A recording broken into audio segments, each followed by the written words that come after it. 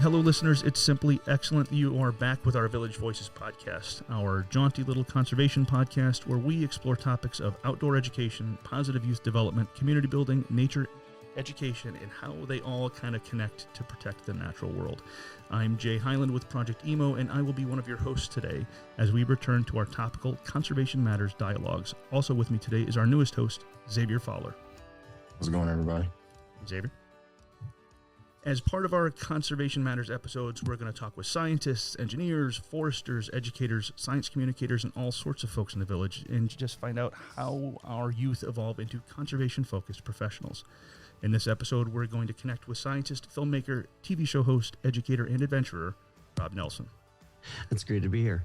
Thank you very much for coming. And, for the last 20 years, Rob he's worked as a biologist and a wildlife educator with the goal of reconnecting people with nature. He is a behavioral ecologist, an author, a television host, and a wildlife filmmaker. He combines his love for storytelling, teaching, and the natural world into very powerful visual documentaries.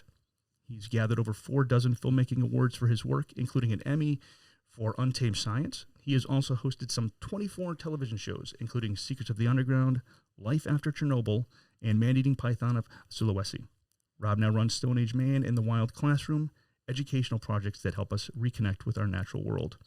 And we are, Project Emo here, are connected with Rob to integrate his amazing Wild Classroom content into some of our virtual programs with youth nature education. And we're just thrilled to have you back with us on the Village today, Rob. Yeah, it's great to be here. I think we have a lot of shared interests.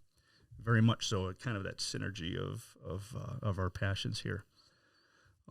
So Rob, you've been working in this kind of amazing space at this unique intersection of science communication, art, and storytelling for over 20 years now. And you started your professional journey studying behavioral ecology in Hawaii and then launched into this kind of amazing path that includes creation and storytelling.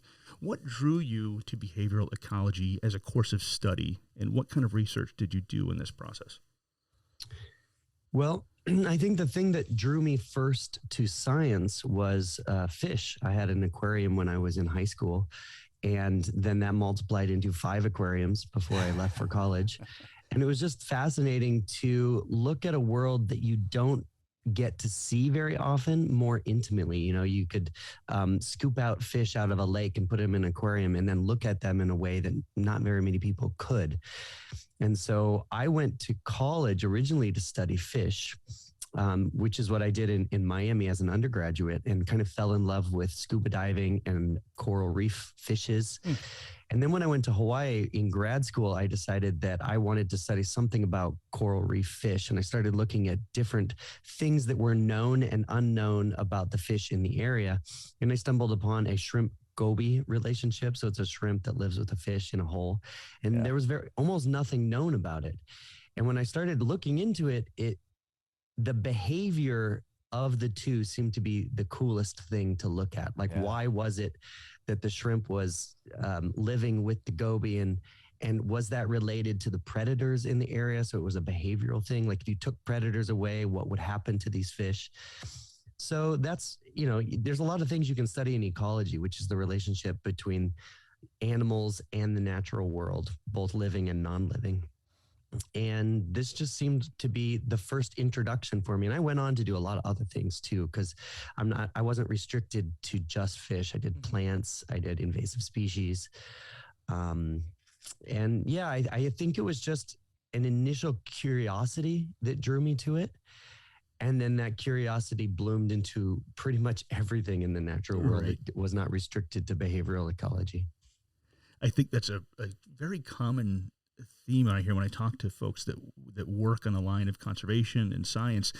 The natural sciences, that there's this root, and when they were a kid, they had some sort of a pet. It was we talked to a gentleman a while back. He had a pet garter snake. You had fish. Like I had lizards. Like it's just this kind of thing where people just kind of have this very personal connection. So that kind of launches this process. And then at some point you started sharing your knowledge with the world, right? What experiences did you have leading nature tours? Did that inform your teaching and storytelling? Yeah, I think so. So when I was in grad school, as a part-time job to help me earn money. Well, I had two part-time jobs. One was teaching introductory biology classes. It's kind of what you do as a grad student. You teach the undergrads. Right. And then the other one was to lead nature tours. So I would do maybe 5 or 6 nature tours a week, sometimes stacked double on top of each other on weekends. And those two experiences really taught me a lot, because when I was on a nature tour, I was with people who had kind of an interest in the natural world because they signed up for a nature tour, but they weren't biologists. They weren't studying biology. They just wanted a fun tour. So they're often older people going on hikes. And it allowed me to see what was it that people understood and didn't understand about the wildlife around them. And then when I was teaching undergrads, I got the same perspective, but from a younger generation. Okay. And I think the nature tour thing just made me realize when you're communicating science, you got to be fun. You have to make it entertaining, because you can't get the information across if it's just dry. And so it allowed me to interact with people and kind of spice things up as a storyteller. And then that transition, like you really kind of magnified that storytelling. You go from researching and teaching in the classroom to nature tours, and then you're a wildlife filmmaker. That could not have been an easy transition. What did that journey look like? Well, for me, it was a pretty natural transition because, filmmaking is a storytelling technique, much like writing is, or telling verbal stories on a nature tour, except that you're showing it to an audience that's sitting down in a movie theater or, and now online. But what happened was I had to teach my undergraduate students about a lot of things that they couldn't see. So maybe it was starfish or urchins, or we'd do a thing on worms. And we didn't have those things in the lab. So what I would do each week was go out with my video camera. I had an underwater video camera set up for my research, and I would film them and I would talk a little bit about it. And then I would cut together a 2 or 3 minute video and showing the class, partly because we were provided little DVDs from the 1990s that were terrible. And I just couldn't show them. They made everybody go to sleep. But when I showed my videos, because I was in them and kind of being more engaging to the camera, people loved them. And so I kind of got a little bit of, I definitely got addicted to the process in that first scenario. And that doesn't really exist so much today because there's so many things available online that you could share with students. But it allowed me to kind of dabble in the filmmaking space. And then I sold those to the biology department and kind of got my first job as a filmmaker. Oh, that's brilliant. That's brilliant. Double paycheck.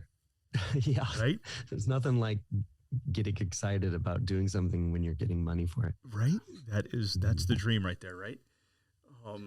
So communicating science through story, you'd mentioned how communicating that raw data, that raw academic content can be challenging. What are some of the biggest challenges to communicating science through story? I think the biggest challenge most people have when trying to communicate their science is that they lose the perspective of what other people know. They kind of think other people are on their same wavelength. And maybe because of that, what they think is interesting is not interesting to the other people. So you have to kind of like spend a lot of time interacting with people that are not you or in your little circle. So the nature tours were great for that, because I started thinking, what would these people think is really interesting? Right? Or what would my students think is interesting? What would be a hook? And so oftentimes, finding that hook, the thing that engages the audience, that's the tricky part. And then diving in, because say it was shrimp gobies, nobody knows what a shrimp goby is. So I can't start there. I have to go back, and I have to be like, okay, let's think of something like a interspecies relationship people know about. And relate it to that, like dogs and humans. It's like, okay, this is like a dog and a human, but for the fish world. And now let's look about what's cool about it. So, and then I think the second thing is people need to make it entertaining as well as full of facts. And that's challenging for a lot of people, because if you're a science-minded individual, you don't often have that comedic twist to your personality. And it's hard. It's hard to have both. But so that's the challenging part.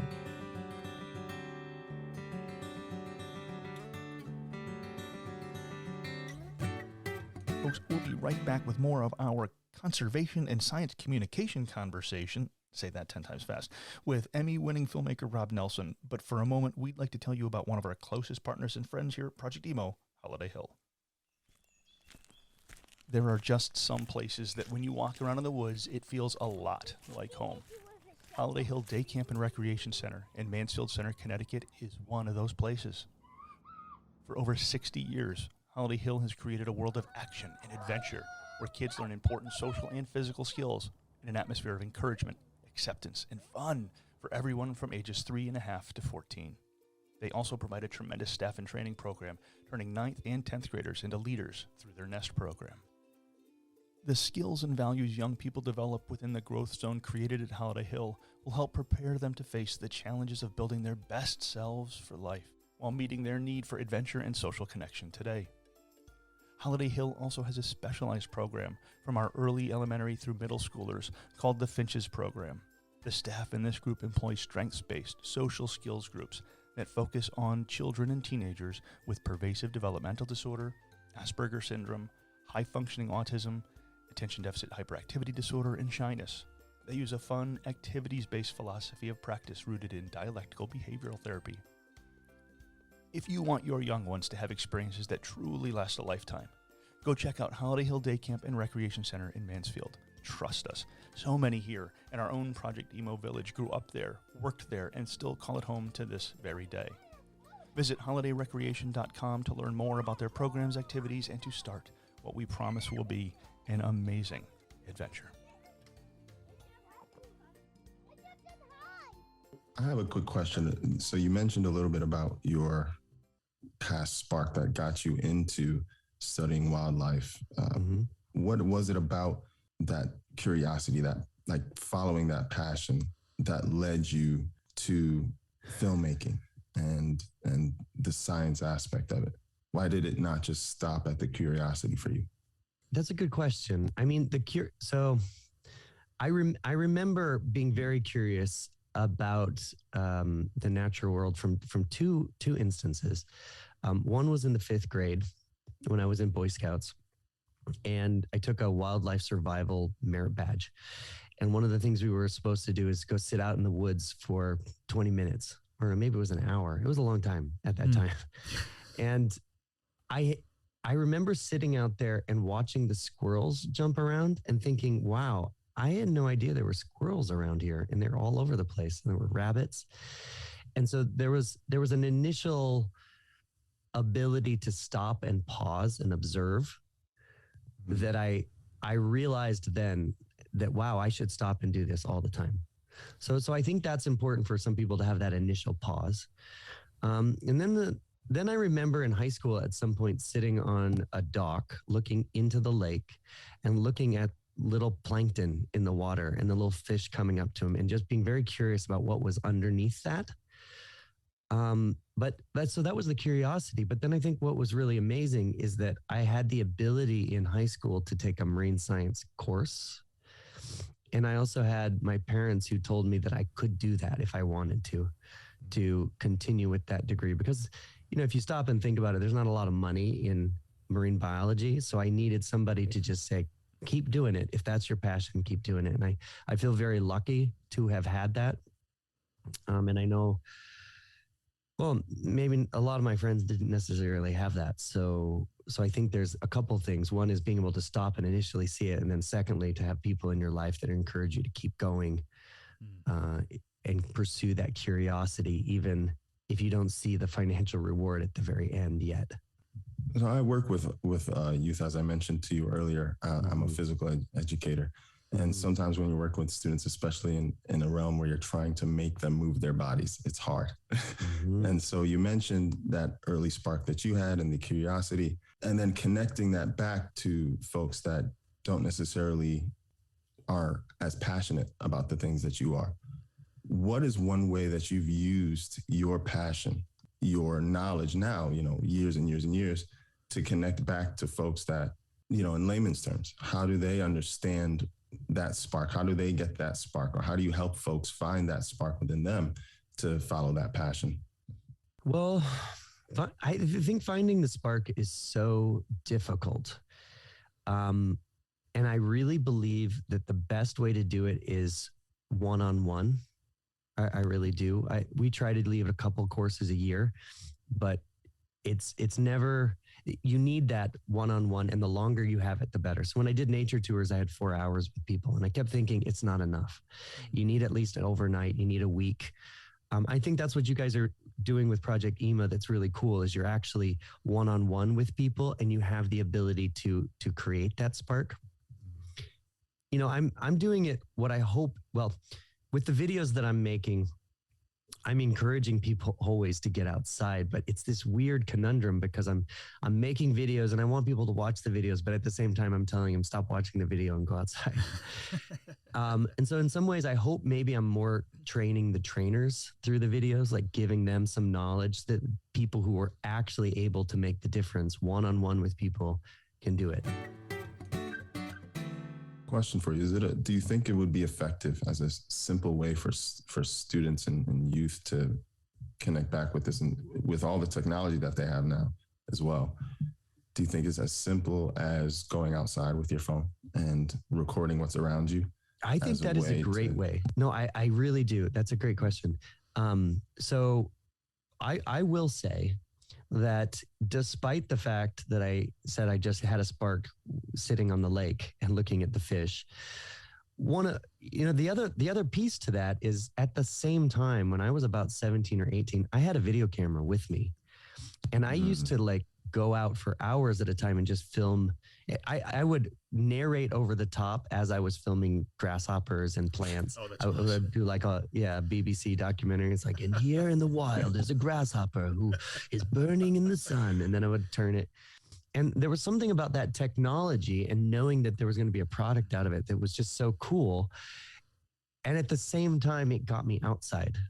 And we didn't have phones and stuff back then, but I see it with my son. I give him the ability occasionally to just film. Like, he can't play games, he can't watch YouTube, but he can film stuff, and it gets him out, and he starts emulating or like pretending he's me in some ways. But I think that's important because it allows you to start observing. Because once you start observing things and taking pictures of them, then you start to see it differently. So yeah, I think that's a good start. Yeah. Okay, so we have this start for getting youth to get reacclimated with nature, is, get outside. That's a step one. Step two is you find that spark and that passion that leads you to continue to study and be an observer and be a scientist. Part sort of like three, I'm thinking, is what do you tell those young scientists or young professionals who are in the grind of trying to keep that passion going? What advice can you give to someone that after they've gotten the spark, after they've been out in nature, after they've been observing, how do they continue to make that passion into something that they can, sustain a living off of, in case they can't become a filmmaker or they can't, right? What is something that they can do to apply? What's the next step to applying this stuff to your immediate life as a young scientist or a young professional, do you think? Yeah, well, this is such a challenging question because I have spent a lot of time in the last few years talking to, I would say, early career scientists and young filmmakers, not even young, old filmmakers. Both of these two fields are very challenging fields because even someone with, well, you read off my resume. It sounds like a massive resume, but I have had a very difficult time making it work too. Like I am very aware that it can be very challenging mentally to continue in this field. But I think that one of the things that I've realized is that filmmaking is a tool that will, so there's two sides of this. There's filmmaking and the science part of it, right? So I'll just say with the filmmaking side of it, it is a tool. It's like writing. The more you work on it, the better you're going to get. And it will translate to every field that you pursue, right? So I don't just make science films on YouTube, right? Occasionally I'm helping people with their marketing videos. In fact, that's half of what I do. Maybe it's the orthopedic surgeons down the road. They need a little bit of something or other, or I do a lot of barter with my video work. Sure. So we create a little community. And then and then from the science side of things, I don't make my career as a scientist anymore. I try to convince scientists that if they can mixed a little bit of filmmaking into their science, it would make them better scientists. But that's almost a whole different career path in itself. And that's challenging. And you probably need to find a science mentor first to go down that route. So yeah, I don't, finding advice for people is hard in that world because everything that's a little bit of a passion project is going to be mentally taxing. We have put a lot of priority lately in society on doing what makes you most passionate. And that can be challenging because there's, say you pick marine science as your passion career, or this is a better example, being a dolphin trainer. Most of the people I went to school with wanted to be a dolphin trainer. And the reality is there's like 10 of them, Yeah. And then what happens later in the road when you realize you can't be a dolphin trainer, or that dolphin trainers make $20,000 a year? It can lead to some mental health problems. But you can also be excited about almost anything you look at, right? Yeah. Like you can get excited and tell stories about almost anything, and you don't have to pigeonhole yourself so much. So a lot of it is learning to be an entrepreneur at the same time. Yeah. Like, I don't know if this vision, this may not have been the vision that I wanted from the very beginning, but it's the vision that came about because I was trying to find what is the hole that I can fill.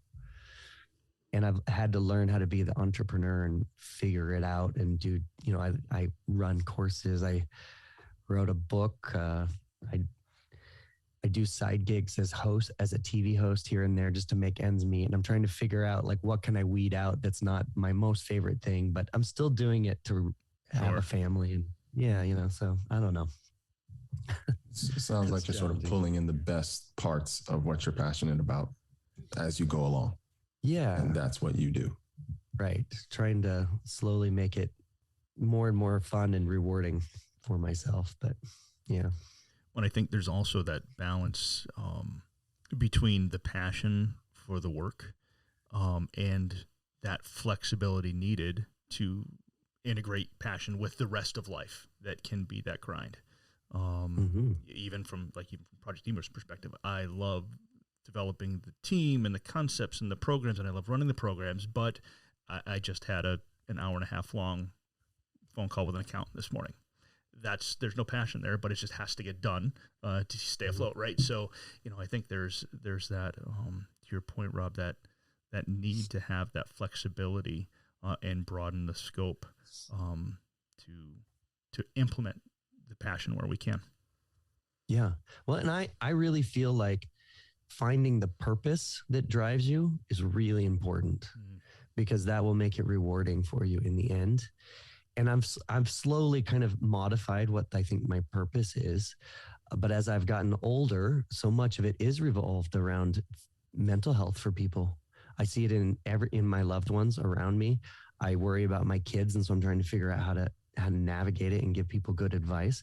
You guys probably see it in the youth that you work with. Very much so. It's not all about happiness and showing people all of the fun stuff. So I worry about posting on social all the fun things, quote unquote, fun things that I do. Sure. And leading people in the wrong direction. But I feel that connecting with nature is one piece of a puzzle that maybe because of my background, I can give people some tools to learn more about that they can then go and explore on their own. Well, and there is so much science behind our neurobiology once we get into green spaces. I mean, our brains are hardwired for that environment and the positive impact on mental health time in nature creates.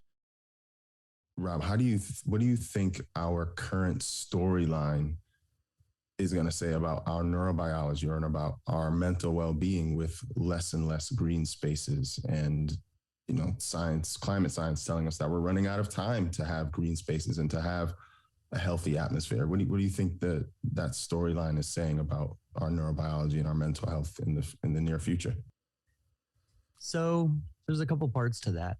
I think I think, okay, so climate change, that's obviously one thing. And things are going to be changing. I have worked with a lot of climate scientists, and the thing that's important to understand there is that climate will be warming in some places and not warming in other places. So this is just an interesting note because it comes back to mental health. On the East Coast of the United States, oddly enough, the climate is not going to be warming and getting hotter and drier like a lot of the places. So, okay, so that's one thing. You can worry about it other places. I think that's important to some degree. But also, if you live on the East Coast of the United States, you probably will be okay in the near future if you go out and not worry so much. They call it like eco anxiety. It's a whole thing, right? So instead of like focusing your attention on all of this doom and gloom that's happening on social, which, there's science and data behind all of that. Yep. If you're on the East Coast of the United States and you just get outside and live in the green spaces that you're in, then maybe you don't have to worry about it so much, right? Because here's the thing. I see so many people who are green warriors, I'll call them. They're very into protecting the climate. But at the same time, they're not getting outside. Right. So which one is worse? Their own mental health for not doing it and just getting out there, or the global climate change that is happening right now. So I really do believe that as the climate changes, things will just change. But each individual has the ability to go out and make their own space a good space for them. Right. So let me put it this way. Any individual, it is almost impossible for them to change the trajectory of global climate. Right. But for any individual, you can make a difference in your own community or in your own neighborhood or in your own backyard. Right. And that is something that from a mental health perspective is really nice to hear, that you can actually make things better in your local area and you can do it and then see it. And so I guess with what I'm trying to say, I don't want anybody to think I'm a climate denier or anything, which I'm not. No, it's it just doesn't that, sound like I want people to feel like they can do something, and they can. And it's related to like going out and making their own little green space work for them. I see it probably a little harder for people who live in cities. But you have to get really tiny and do it on your balcony or something. Right. It really kind of changed that urban green space dynamic a bit. And it's a good trend that I see happening. It's pretty cool to see. But again, like what you're saying is if you give people that knowledge that they can change their immediate environment, someone from the city doesn't have to look outside and say, the world's over because all I see is buildings, they can, let me buy a few plants and put it in my apartment or my dwelling and, make my space a little bit greener. No, it's so true. And I think it gives people some feeling that they can make a difference. And then I think the other thing that's important is to understand history a little bit better. People don't do that so much. I used to teach a course in Hawaii that was the history of the Hawaiian Islands, and we would show photos of the islands. I don't know if you've ever been to Oahu, but it's a pretty big city there with Honolulu. But back in the 1920s, the entire hillsides were cow fields. And if you go to Hawaii now, the mountaintops are mountains and forests, and they're beautiful and you can walk through them. So the take home for that is that in the last 100 years, we've went from something that was completely deforested to a decent green space. And that's true with a lot of things. And, the alligators almost went extinct. Buffalo, there's, a lot of things that were at their low point in the 1880s to about 1930s. Things started to change in the 1960s and 70s with the Clean Air and Clean Water Act, Endangered Species Act. When I was growing up, we had acid rain issues and huge deforestation issues. We don't have those problems anymore. And in a lot of places, things are getting better. Yep. Climate change is putting kind of a big curtain on everything. And people are, especially young people, feel like it's doom and gloom all the time. They don't see the progress that is actually happening. because it's focused on the bad things. And there are bad things, and we got to work on those bad things. But there's also a lot of progress that's been made. Well, that's an amazing point, because I think so much of eco anxiety is this, and all the messaging we hear is that it's unavoidable. It's there is this doom and gloom outlook, but I suppose it's already trying to motivate the population through to take action through hope or through fear. And I think, to your point, the hope on that individual level, on the community level, the hope is what's going to get people out and moving. And it's going to get folks to really acknowledge that you'd mentioned, Oahu and the deforestation. Connecticut, our tiny little postage stamp of a state, was at 1.93% deforested.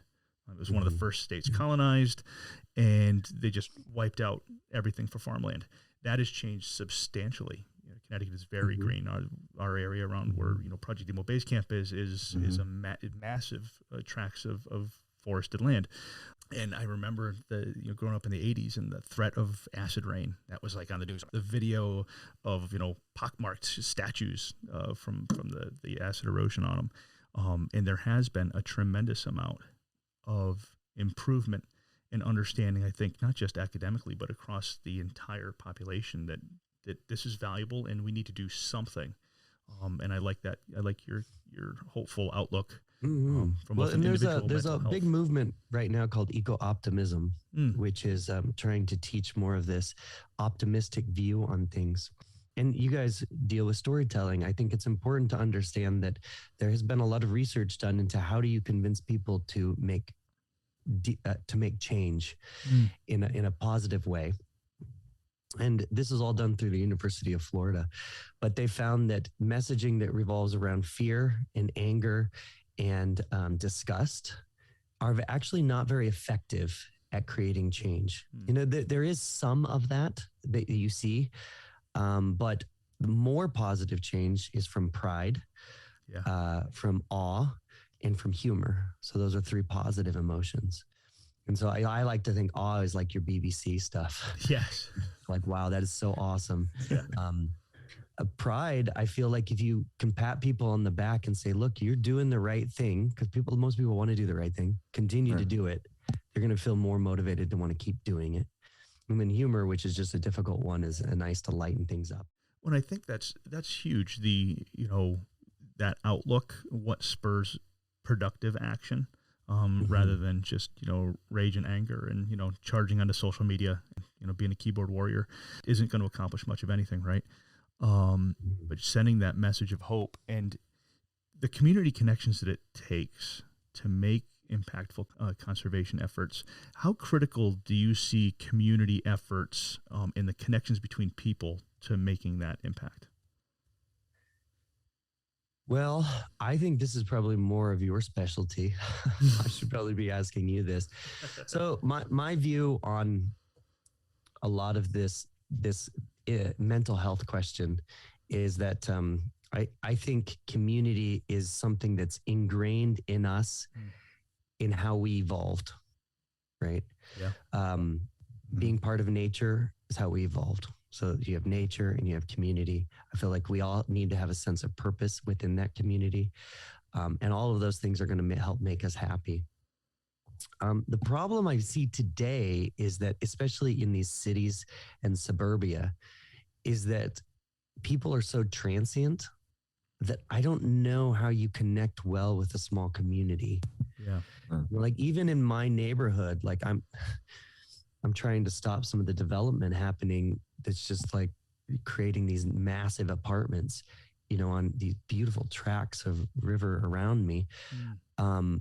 Because it would be so much better for the community to have little houses and people have little land and everybody gets to know each other, but they're creating rental houses and it's not good for the community. Sure. But I have almost no say in it.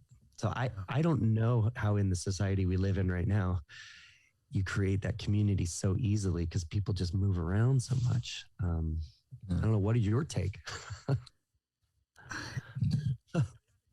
I think exactly that. There's so much challenge. And also, it's not just the transient of nature of the physical community. It's the fact that within 20 years, what has gone from small communities to whatever you saw in your broadcast media. Now we are daily just totally inundated with the entire global community because of social media and the ease of access to literally more power at the tip of my cell phone than existed in the first Apollo space program. And that connects us into this global environment that is just, it's overwhelming, and really exceeds our brain's capacity to establish trust and connections. So I think there's a bit of a gap there. But it sounds a lot like what you're talking about, that individual community-focused effort, one-on-one, guided by best practices, is really going to make a difference.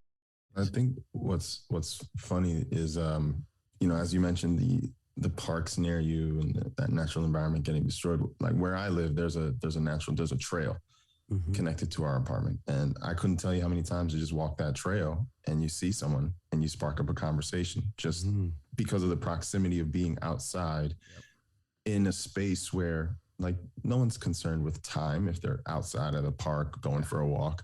No one's concerned about what's going on at work or the office. It's almost like a place of escape, but it's the real world. So I think it's interesting when I think that's that unifier, that's that connector, is when you start to take people away from the connector to us all, which is the natural environment. We start to lose that natural connection to each other. And then you have that falsified connection through social media and through all the entertainment that you have in a cell phone. So I think, to answer the question, which is not really an answer, I think in our own ways, Project Emo and everything that you're doing, Rob, that is our way of connecting people through the way that we are taught society to connect, through this phone or through the internet, back to the thing that matters, back to nature.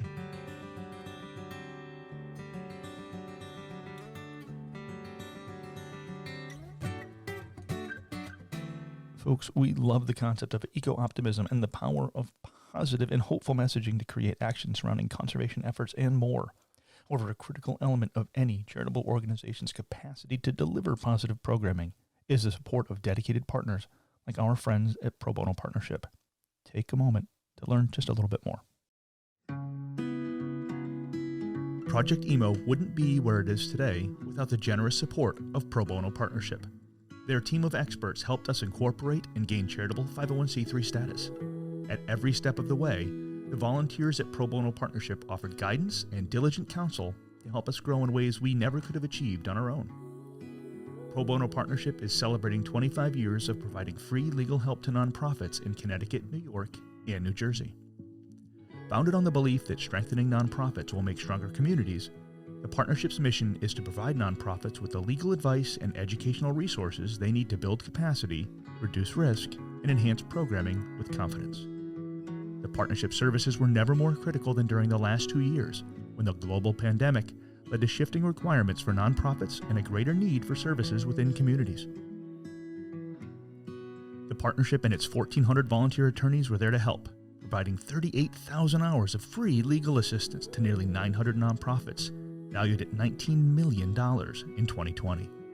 Pro Bono Partnership is also a nonprofit organization, and your support is what makes their mission possible. Learn more at probonopartner.org.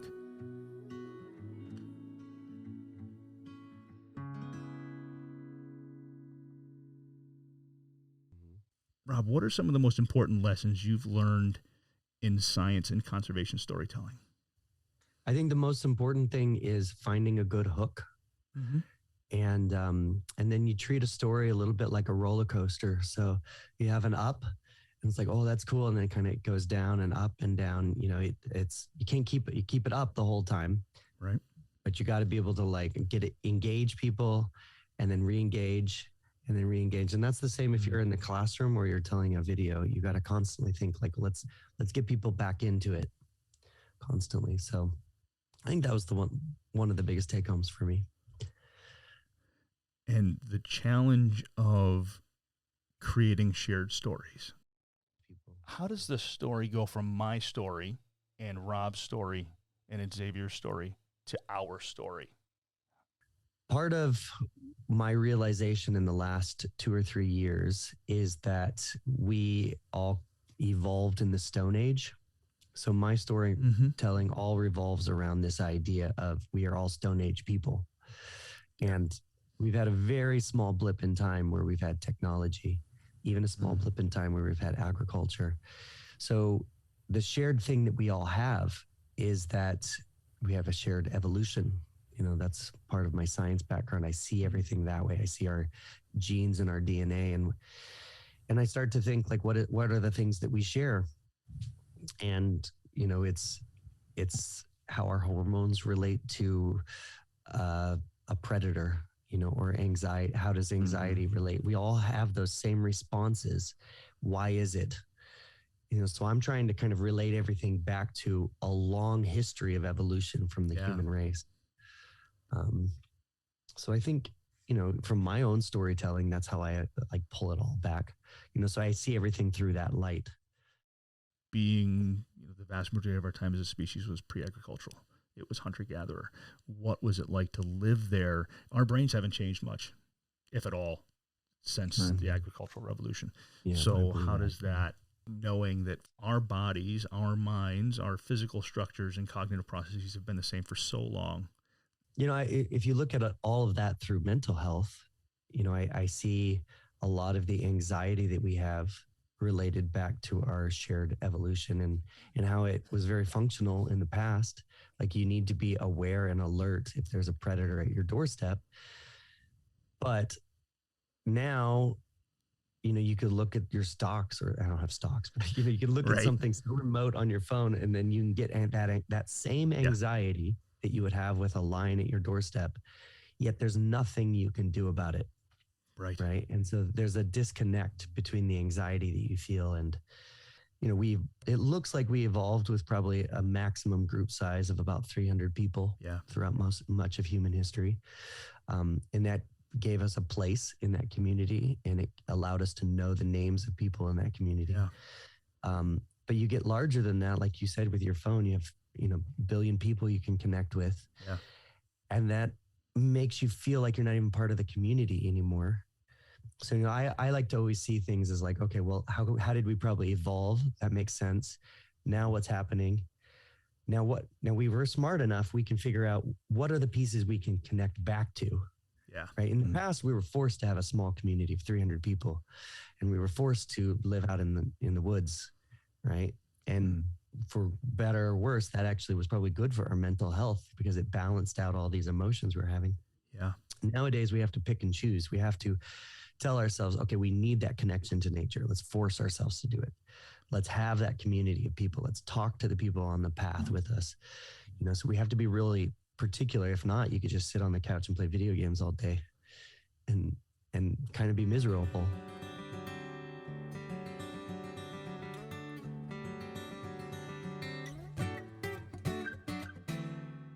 What advice would you give, Rob, for young science storytellers? There's a couple of pieces that are involved in telling stories. One is all the like understanding what makes a story. That's kind of a it's a little bit theory based, right? You know, that's understanding everything you would learn in English class. But the other piece to it is a very technical aspect that I think is important for people to learn. Like you can't tell science films via story. You know, you can't tell stories via science films if you don't know how to do all of those things. Right. So developing the skills is really important. And that just takes practice.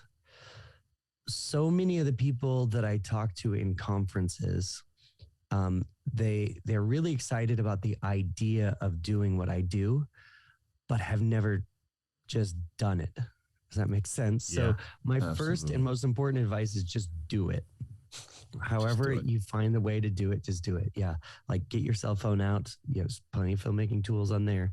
You go get a video camera, just do it. And believe it or not, that's actually the first advice I actually ever got was just get a video camera and just start telling as many stories as you can.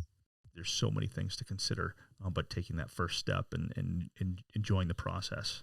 Yeah, I mean, I've probably made now over 2,000 short 5-minute films.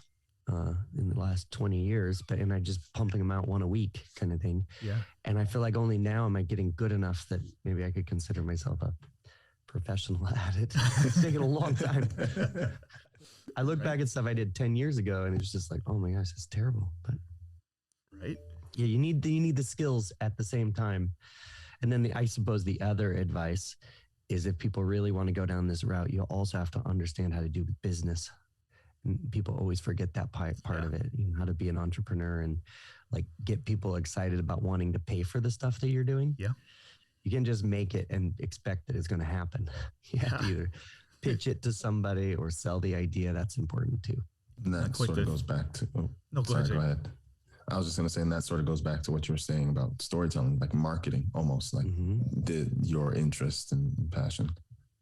Yeah. I think one of the first stories you can tell is your own story. And, when you pitch your idea for something, you guys are doing it with Project Emo. I did it with Untamed Science. You have to convince people that you have a good story to tell. Yeah. And so that's a story in itself. It's good. So, Rob, I can't thank you enough for taking time with us today and sharing with us your experience, your wisdom, your creative energies with everybody here, with Xavier, with me, and with the folks listening. Once we get this beast put out to the broader world here, it's just so important to have passionate scientists and storytellers, share their voice and their stories. For a variety of reasons, from these global conservation issues to really personal mental health issues. And I'm glad that we spent time discussing that and kind of touching on that today. Yeah. Well, I will end by saying I commend you guys doing what you're doing. It's a lot of the vision that I know I should be doing, but like actually interacting with people and getting them out there, I think is so important. And I really commend you for what you're doing. It's super good. And maybe sharing within communicators like we're doing now is one of the best things we could be doing together. Yeah. And maybe in the future, I'll come up in that way and go on a nature hike with you guys. That'd be cool. That would be awesome. And so for folks that are listening at home, how do our listeners keep up with your stories and connect with you out in the big wide world? Well, I think the easiest way is on YouTube. I run a channel called Stone Age Man. I'm on social platforms as Untamed Science. Okay. And although I'm tapering my social use, but I'm definitely putting stuff out on YouTube all the time. Excellent. Yeah, we will definitely make sure that folks have links to those so that they can jump out and check in and see all the amazing things that I've already seen and would love to share with the world. Thank you so much, Rob. I really appreciate it. This has been a great chance to just catch up and learn. Yeah. Thank you, guys. Yeah. Thanks, Rob. Appreciate all the knowledge you were able to share with us. Mm-hmm.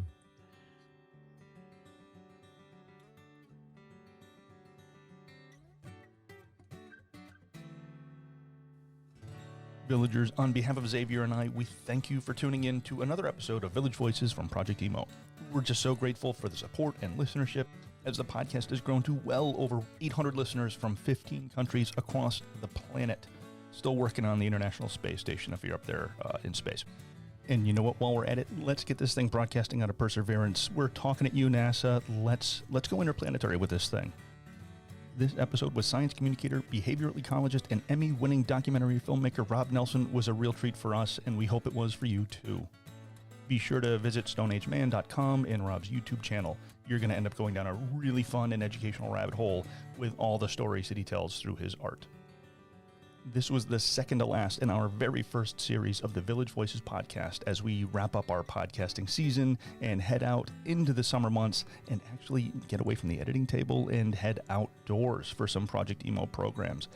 Our next episode will land in June and feature the intersections of art, health, and nature with artist Dory Bergman.